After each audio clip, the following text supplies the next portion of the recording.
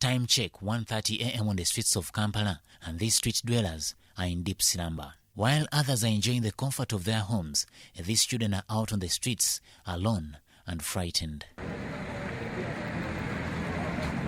At Naguru Reception Center, where these homeless children are housed, it is overwhelmed by the numbers of those coming in, and their stories are touching.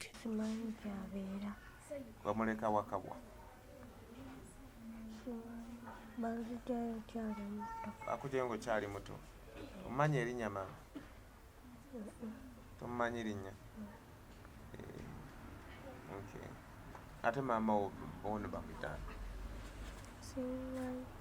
Mama obamitana.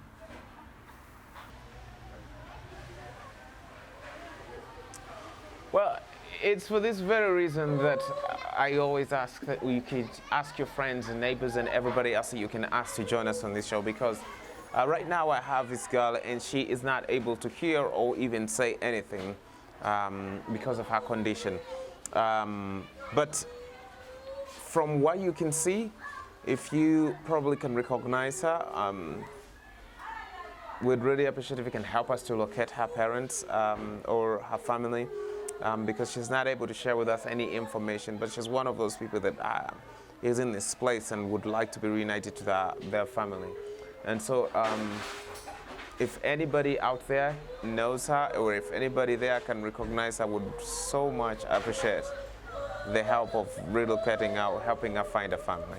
Child Protection Crusaders say something should be done to stop this situation. It's important for us to acknowledge that children are human beings, they have rights, they have needs, and it is our responsibility as adults, as teachers, as parents, as carers, to provide for these children. However, some argue that the surge in numbers of the street children is being brought about by guardians who are neglecting parenting.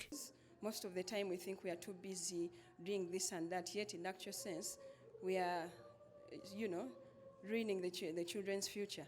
We are not giving them enough time, enough care, all the time that we're supposed to give them.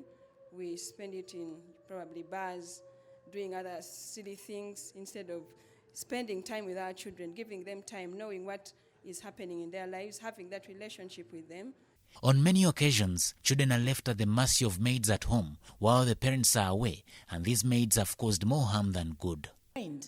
Why is it that there is no requirement on the employer, who are the parents, that when they take on these maids they have recruited, or people who look after the children, or the schools, why is it that there is no requirement for the schools to train the teachers on child protection matters? This is where the gap is. And for me, I feel that the government needs to come in. They need to enforce this, to make there some requirement that you've got somebody who is looking after the children.